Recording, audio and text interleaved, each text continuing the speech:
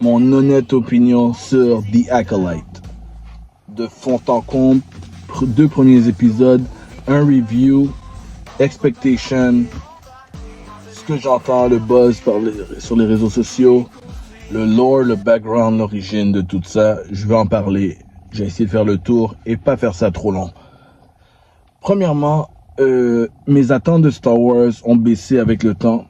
Un peu comme avec Marvel les derniers temps. Un peu tout ce qui sortait me décevait petit à petit, un peu plus. Un peu la même chose pour les séries télévisées. Bien sûr, j'ai adoré Mandalorian saison 1 et 2. Mais à partir de là, il y a beaucoup de choses qui m'ont déçu. Il y a eu quelques gros moments hype que j'ai aimé dans Ahsoka.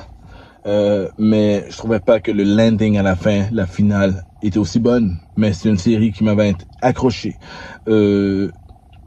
Très déçu de Boba Fett.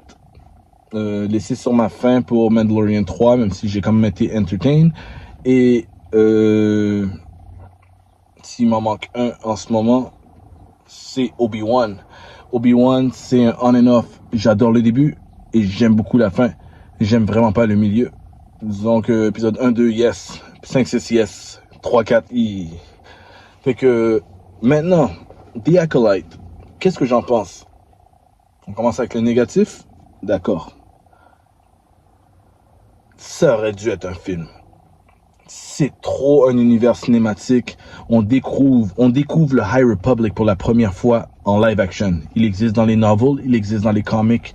C'est une autre époque. On découvre un nouvel univers vraiment intéressant. Les Jedi sont différents, le lore est différent. Moi, j'aurais préféré qu'on commence avec un film. Peut-être que là, on aurait pu avoir des spin-offs, on peut avoir des séries ensuite pour se dire, ah, vous voyez, vous vous rappelez ce film-là, ben là, il y a un autre film, il y a une émission dans cet univers avec d'autres personnages, quelque chose. Mais ça aurait dû être un film. Et s'ils n'avaient pas le choix de le garder en série pour une raison ou pour une autre, mon autre problème, c'est que c'est pas cinématique. Ça se voit que c'est de la télévision. De ce que je peux comprendre, ça a été filmé probablement 30 images secondes. Ça, on va des trucs techniques. Mais guys, 30 images secondes, c'est le format de frame par seconde pour la télévision. 24 images secondes, c'est le format cinéma.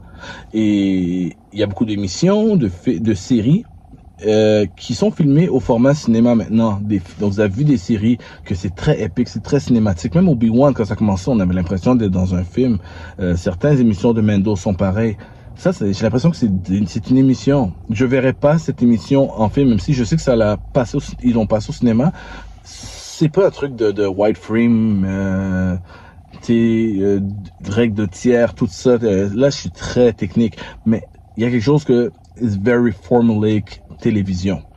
Je trouve ça un peu dommage parce que ça aide il y a le côté rêveur dans Star Wars, le côté qui nous emmène, qui nous imprègne, qui nous accroche.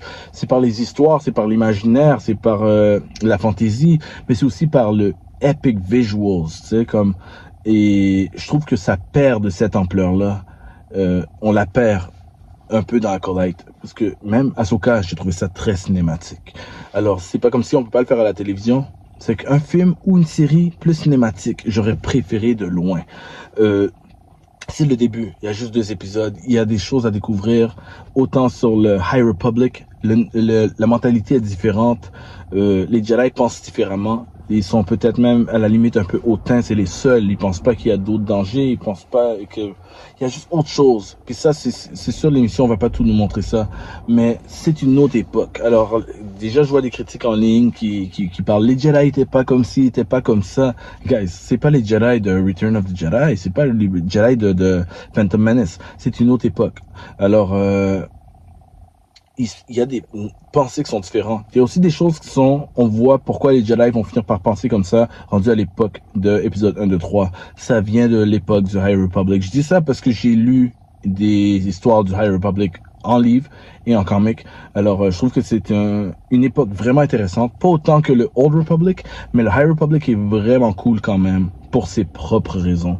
C'est comme le hautain meilleur des meilleurs, c'est la perfection, qu'ils sont les messagers de la paix, puis que leur mission est noble, c'est un holy mission, c'est comme ils sont...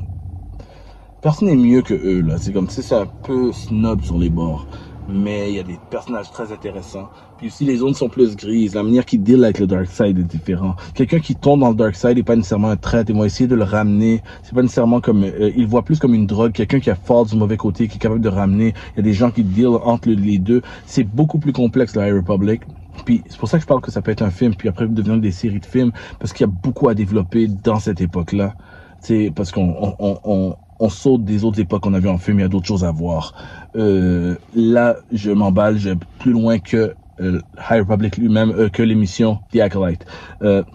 Acteur, le gars, j'oublie toujours son nom, de Squid Game, incroyable, considérant que c'est pas sa première langue et qu'il parle à peine l'anglais, qui a appris pour son rôle, et même dans les entrevues, il continue à parler coréen parce qu'il s'exprimait en anglais couramment, il peut pas le faire. Alors, waouh, que sa performance soit comme ça. Amanda Steinberg, incroyable. On s'entend spoiler en passant, les deux rôles qu'elle joue, incroyable. Et puis ça, c'est juste 2 épisodes, mystérieux, charmante, émotion juste dans le regard des 2 personnages. Autant la personne plus sombre qui on dirait qu'elle est en conflit avec elle-même. Il y a encore une émotion, c'est pas juste dark méchant, que la gentille qui a l'air d'avoir du darkness en elle. Puis on voit qu'il y a un background, qu'il y a un historique avant que la série commence. Super, j'ai rien à dire pour ça. C'est trop tôt pour dire où ça va aller, mais les personnages commencent à être intéressants. Et que dire du bad guy? Que dire du bad guy qu'on ne sait pas c'est qui?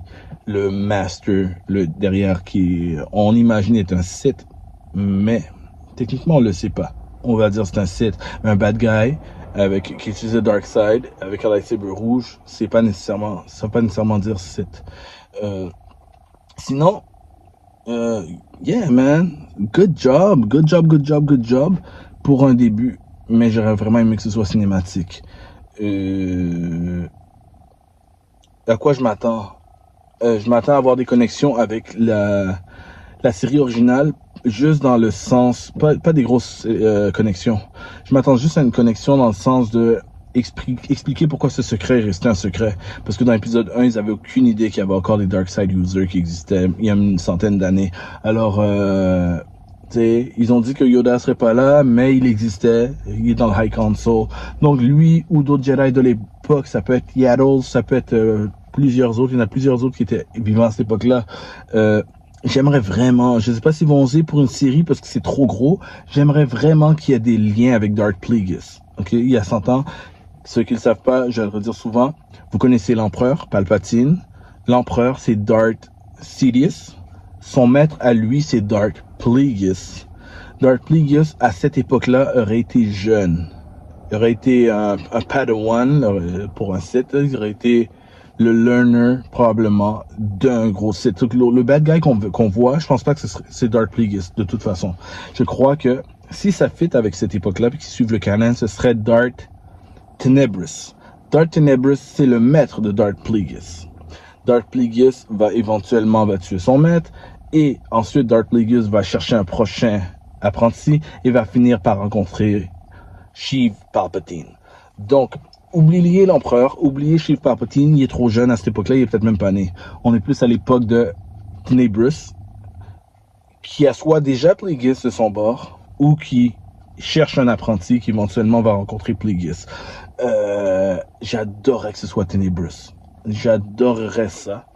On n'aime pas, et c'est bien qu'on n'a pas besoin d'aller jusqu'à Plagueis, parce que si on amène Plagueis éventuellement, Plagueis peut être pour des films plus tard. Comme que la série emmène à éventuellement rencontrer Plagueis, ce serait vraiment intéressant, parce que Plagueis, c'est un personnage qui dealait avec la résurrection, avec vivre éternellement. Palpatine a parlé de lui dans les épisodes à Anakin, comme quoi son maître a essayé de le faire mais n'a jamais réussi. Il y a beaucoup de liens à faire. Même dans les comics, on parle même que Plagueis est responsable un petit peu de la création d'Anakin quelque part. C'est pas canon, mais il y a quelque chose avec ça. Comme quoi il a essayé de créer quelque chose. À un moment donné, ils étaient sur Tatooine. Et ce gros truc-là, essayer de créer la vie et l'éternité, aurait eu un lien avec la création d'un être vivant directement dans le ventre de quelqu'un, Anakin. Donc, ça, ce serait du retcon. Il y a des gens qui seraient peut-être pas pour, mais c'est quand même un événement de livre et de livres que les fans acceptent comme pas mal canon, même si techniquement c'est legend. The Acolyte a beaucoup de potentiel. Je crois pas que c'est parfait. Mais je crois que c'est un début. Alors, quand on a une histoire de mystère comme ça, c'est un peu dur de le juger sans avoir le dénouement de la situation. Et je sais que ça veut vivre, voler de ses propres ailes, puis marcher sur ses propres jambes. Mais je crois que c'est important de faire des liens avec le Legacy. Puis je pense que le meilleur lien, ce serait de mettre Tiny Bruce. Ce serait juste comme parfait. Sinon, je m'attends à tout et à rien. Ça peut aller vraiment dans plein de directions.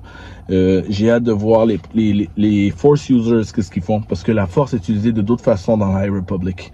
Il y a des gens qui peuvent détecter quand la Force est proche de eux, quand d'autres personnes l'ont. Vous allez sûrement voir le Whip Saber, qui est comme un fouet lightsaber. Vous allez sûrement voir l'autre Crossguard, qui ressemble à Kylo Ren, qui est le lightsaber avec les deux trucs sur le bord, mais il y a aussi un truc de métal qui s'ouvre en deux. Clac, puis ça fait tac, tac. Tout ça, puis il y en a d'autres armes. La force peut être utilisée de plein d'autres façons que on ne voit pas dans les autres eras, parce que c'est des knowledge qui se sont perdus. Il y a aussi d'autres cultures, d'autres religions. Il y a du monde qui ne croit pas en la force. Il y a du monde qui ne croit pas que la force doit être utilisée. Ils croient que ça existe, mais ils croient pas que ça doit être utilisé par des êtres vivants. Ils croient que c'est juste une loi de la nature. Donc ils sont contre les Jedi. Il y a aussi des gens qui feed sur le dark side. Des gens que c'est exactement comme ils feed sur ça. C'est comme cette énergie les nourrit. Certains aliens qui vivent de ça. C'est tellement détaillé, et je vous dis ça, je survole à peine parce que c'est une série qui est ongoing en ce moment. Le High Republic en livre est en 3 phases, puis il y a 2 des 3 phases qui sont sorties au complet. La 3e est en cours actuellement. Donc c'est gros, le High Republic.